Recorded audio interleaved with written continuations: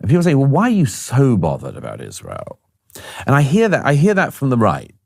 The left don't care. They know I'm beyond saving. But on the right, I hear that.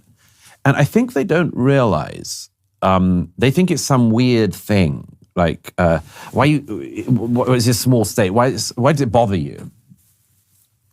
I don't think they've even remotely reflected on what I regard as the deepest reasons to care.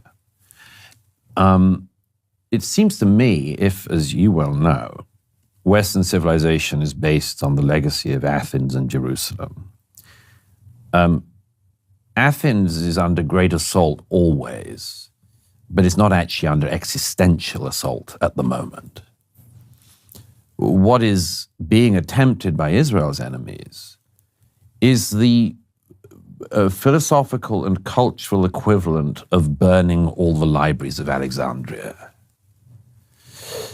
This is one of the underpinnings of Western civilization, utterly, utterly at risk.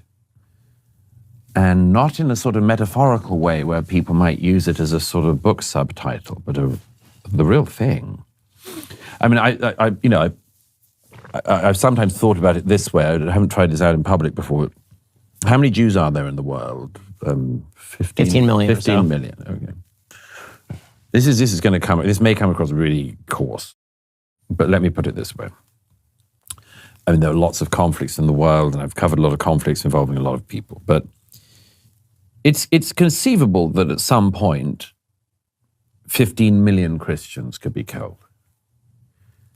It would be a disaster, a tragedy.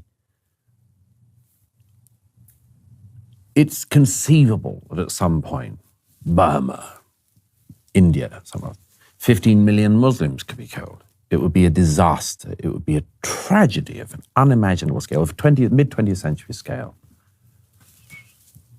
But if 15 million Jews were killed, that's the end of the story. That's it. Now, what does that mean for the Jewish people? It's the end. The people who saw off everyone from Pharaoh to Hitler disappeared in the 21st century. Everyone else, in my view, wouldn't survive either. Western civilization could not survive the destruction of the Jewish state because it would be, among much else, the cutting away of the whole tree that we're on, and Western civilization would die. So I regard the existential threat against the Jewish people to not just be about the Jewish people. It matters deeply to me that it is about the Jewish people. But it also matters to me because it's about America. Could America survive if the Jewish people were no more on its watch, or everybody was forcibly deported from the Holy Land? Come on. Of course not. Could the isolationists bear the repercussions of that across the Middle East and elsewhere? Of course not. So I find this blitheness and the frivolity of it to be absolutely intolerable among the critics on the right. You know, one of the things that's been so amazing about all of this is just the sense that the West has lost its moorings. I mean, I was more disturbed, from a sort of Jewish perspective as a Jew.